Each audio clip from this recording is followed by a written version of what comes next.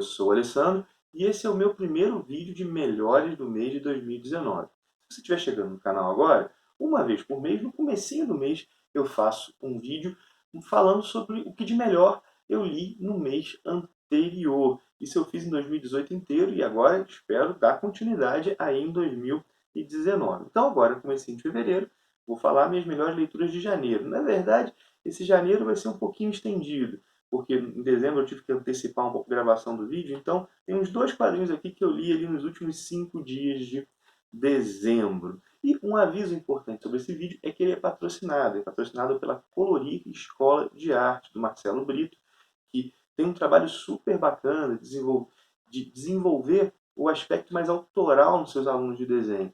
E ele lançou um curso online, que é um curso introdutório, básico, que vai desde o beabá do desenho até algumas técnicas mais sofisticadas. Ensina desde segurar o lápis até pintar, colorir. É um curso bem bacana. Eu vou deixar aqui na descrição do vídeo o link da primeira aula, que é disponibilizado gratuitamente, e também o link do curso, caso você queira dar uma olhada.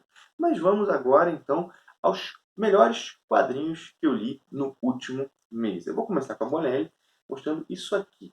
Zagor, Odisseia Americana. Odisseia Americana é uma história muito bem falada do Zagor. Os fãs antigos do Zagor frequentemente a listam como uma das melhores histórias do personagem. Para alguns é a melhor.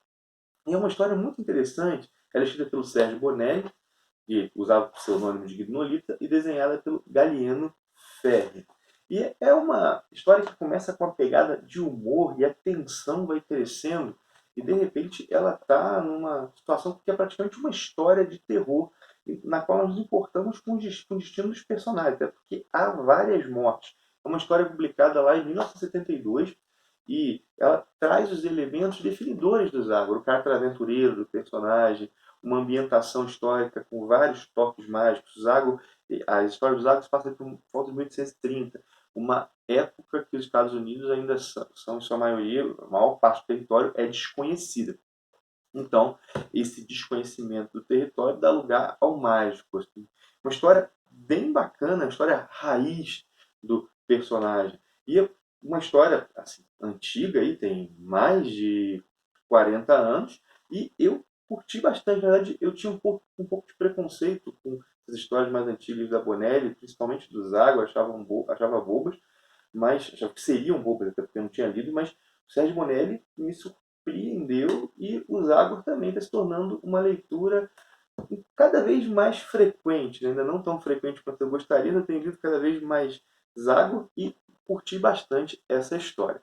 Vamos sair da Bonelli agora, vamos para Marvel e eu gostei muito disso aqui. Ó. Punho de Ferro, número 2, com a história Dentes de Sabre, Round 2, aí é o título do encadernado, que faz parte da fase legada do Punho de Ferro.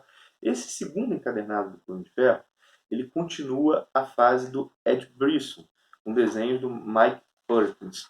Essa é uma fase que está reconstruindo o Punho de Ferro após a fase do Kerry Anders, que eu particularmente não gostei muito. Já fiz vídeo aqui no canal sobre essa fase. E esse encadernado aqui, eu já tinha gostado do primeiro, Desafio dos Sete Mestres, intitulado Desafio dos Sete Mestres. Tem até vídeo aqui no canal sobre ele, mas nesse segundo a coisa fica bem mais legal, ao meu ver. Nós temos aqui um duelo entre o Shang-Chi e o Punho de Ferro, ou seja, Shang-Chi é o mestre do Kung Fu. Então, ele e o Punho de Ferro são os dois maiores artistas marciais do universo Marvel. Temos um reencontro do Punho de Ferro com o Dente de Sabre. Para quem não sabe, o Dente de Sabre, esse vilão clássico do Wolverine, ele surge nas histórias do Punho de Ferro. E antes de ser um vilão do Wolverine, ele é vilão do Punho de Ferro. E, por fim, nós temos um retorno do Punho de Ferro a Kunlun. Me diverti bastante. Acho que o Ed Brisson está fazendo um trabalho assim, muito competente, muito respeitoso ao personagem. Agora eu vou mostrar um quadrinho que talvez surpreenda quem acompanha o canal.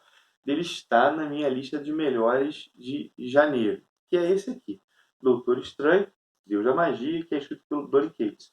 No vídeo dedicado exclusivamente a esse quadrinho, eu disse que ele me decepcionou. E eu mantenho isso. E lá eu disse que ele me decepcionou porque as minhas expectativas estavam mal calibradas. Ou seja, eu esperava algo genial E ficava a cada momento esperando algo genial que o quadrinho não me dava. Só que ele é um gibi muito bem escrito, eu disse isso lá. E como melhor é questão de comparação, um gibi bem escrito, conceitualmente criativo, embora tenha alguns problemas, entrou na minha lista de melhores do mês. E eu acho também, inclusive disse isso no vídeo, que esse gibi, essa fase promete. Essa ideia do Deus da magia, muito criativa, do Loki como Mago Supremo também. Bom, então, Marvel, vamos para a DC.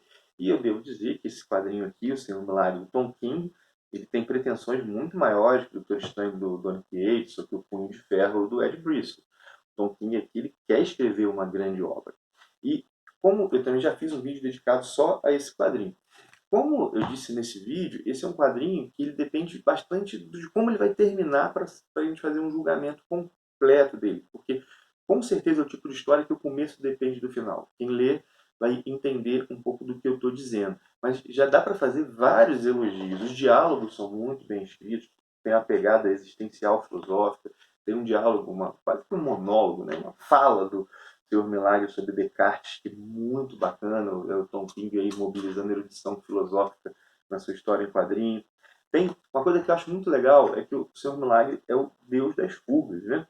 E aqui o que nós temos é uma história que todo o roteiro dá essa sensação de que tudo isso aqui é uma grande armadilha. A armadilha que a gente não sabe direito o que é, mas que o Senhor Milagre está nela e, inclusive, ele também não sabe o que é e ele tem que escapar disso. E como é que ele vai escapar, nós vamos ver. Isso aqui também é uma grande tragédia familiar. Assim, esse primeiro encadernado jogou as expectativas lá para cima. Então, fomos Bonelli, Marvel, DC. Vamos agora para a 2000 AD, que com esse encadernado aqui, os Juízes Negros. Isso aqui faz parte do universo do Juiz Dredd, e quem acompanha o canal sabe que eu estou sempre elogiando o Juiz Dredd aqui no canal. Os Juízes Negros eles são vilões do Juiz Dredd. Vilões já clássicos, importantes da mitologia do Dreddverso. E eles são o seguinte, né? Um juiz no universo do Juiz Dredd é alguém que detém o poder de juiz, júri e executor, ou seja, ele prende, assim, é de policial, juiz, juiz executor. Ele prende, determina a sentença e executa a sentença. O juiz Dredd é assim. Os juízes negros são juízes de um universo paralelo ao do juiz Dredd que passaram a considerar a vida como a raiz de todo crime e decidiram exterminar toda a vida no seu planeta. E essa história aqui, Juízes Negros, a Queda do Mundo Morto, mostra os últimos dias do planeta deles, da terra deles, e esse genocídio sendo encaminhado. É um clima desesperador. Pensa, por exemplo, o Walking Dead aqui é mais desesperador. Até porque a gente já sabe o final, sabe que a coisa não vai dar muito certo. A gente sabe que assim, os vilões vencem, né? Embora a história brinque um pouquinho dando esperança pra gente. Assim. Curti bastante, tá aí nas minhas melhores leituras de janeiro. E agora vai aparecer um aqui que sempre que sai um encadernado, tá nas minhas melhores leituras do mês, que é Mágico Vento. Esse aqui é o volume 3 da coleção do Mágico Vento Deluxe. E aqui estão juntas, né, unidas, as edições 6 e 7 da coleção original. Né? Essa Marvel Deluxe ela republica de dois em dois o Mágico Vento. Bom, nós temos a número 3 trazendo 6 e 7. Alguém pode perguntar, e a número 5? Foi uma decisão editorial publicar a número 5 no volume 4 dessa coleção. Por quê? Porque os números 6 e 7 da série original, eles formam um arco, eles formam uma história completa. E, poxa, público 5, público 6, aí tem que esperar aí 6 meses para ler o final da história. Sendo que da 5 para 6 não há uma dependência cronológica, foi uma decisão acertada, juntar.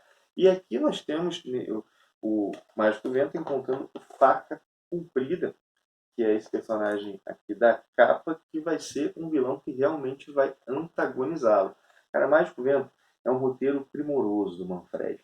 O Gianfranco Manfredi ele faz uma pesquisa histórica muito rebuscada, o quadrinho historicamente localizado, só que nas franjas da história, como é que eu vou dizer, nas beiradas do fato histórico ele insere que é mágico. Isso aqui é muito bem feito nesse quadrinho. Bom, agora eu vou mostrar um gibi de 1989 que eu comprei num sebo e eu curti demais, que foi esse aqui, o número 13 da coleção graphic novel da editora Abril, Contos de Asgard, A Bandeira do Corvo. A Bandeira do Corvo é uma história de mitologia nórdica. Da mitologia nórdica tal como lida pela Marvel, só que isso aqui, não, o Thor ele aparece de relance, o Odin é mais ou menos como nós conhecemos, só que é uma história que ela parece ter um pé maior na mitologia. A Bandeira do Corvo, está aqui logo na capa, é o seguinte, é um estandarte, né, que o de Asgard, e sempre que essa bandeira é desfraldada, ela é empunhada numa batalha, Asgard vence. Acontece que aquele que impunha a bandeira morre. Então, o pai de um deus, né, que vai ser o protagonista da história, ele impunha a bandeira e ele passa a responsabilidade para o filho, só que o filho não quer assumir. Então é essa fuga do heroísmo e depois vem a tentativa de recuperar o heroísmo que foi negado. É uma história mitológica raiz desenhada pelo Charles Vess, que dispensa apresentações, tem um traço muito bonito. O roteirista é alguém que eu confesso que eu não conheço, acho que só li essa história, que é o Alan Zelenetz. Bom, por fim, por último, mas não menos importante, um quadrinho argentino publicado ano passado no Brasil pela primeira vez, que é Mort Cinder. Mort Cinder é uma obra de dois dos maiores nomes dos quadrinhos argentinos, que é o Oesterheld e o Alberto Brecht. É uma obra em preto e branco, que inicialmente foi publicada assim na horizontal e depois passa a ser publicada na vertical. Inclusive é muito legal a edição brasileira respeitar isso. Há edições no mundo que não respeitam isso, que adaptam e botam tudo na vertical. E é a história de um imortal, alguém que na verdade morre e sempre ressuscita. E essa história tem um primeiro conto, que é mais longo, que mostra o Mort Cinder surgindo lá em 1962, na década de 60, e estabelecendo um vínculo com o antiquário, um conto mais de terror, com uma pitada de ficção científica, de sobrenatural. E depois começam a ser os contos, na sua grande parte, que o Mort Cinder fala, né? Por exemplo, a participação dele na Batalha de Termópilas, que é o 300 de Esparta, duas histórias ambientadas na prisão, uma história relacionada à Primeira Guerra Mundial. Confesso que eu gostei até mais desses contos. Se a gente for pensar, uma sacada genial. Eles criaram um personagem que viveu toda a história humana e qualquer história pode ser contada com ele, inclusive com umas pitadas de sobrenatural. Bom, são essas aí as minhas melhores leituras. Ah, eu devo dizer ainda uma coisa do Mort Cinder. Embora o roteiro tenha seus momentos, o que eu curti mais mesmo foi a arte do Brecht. Assim, realmente baita uso do preto e branco. Bom, mas para terminar, agradeço por você ter visto o vídeo. Peço que você não é inscrito no canal, se inscreva. Bota aí também as suas melhores leituras recentes. Bota aí nos comentários. Isso que eu tinha para dizer. Ah, não, uma última coisa. Caso você não saiba, em todo vídeo eu deixo um link da Amazon. Caso você vai fazer uma compra na Amazon e entrar por esse link, eu deixo em todos os vídeos, né? Em todos os vídeos, toda descrição de vídeo tem lá esse link da Amazon. Se você entrar por esse link, você ajuda a financiar e a melhorar as coisas aqui no canal. Então, se você quiser fazer esse favor, eu vou ficar bastante agradecido. É isso que eu tinha para dizer. Um abração e até o próximo vídeo.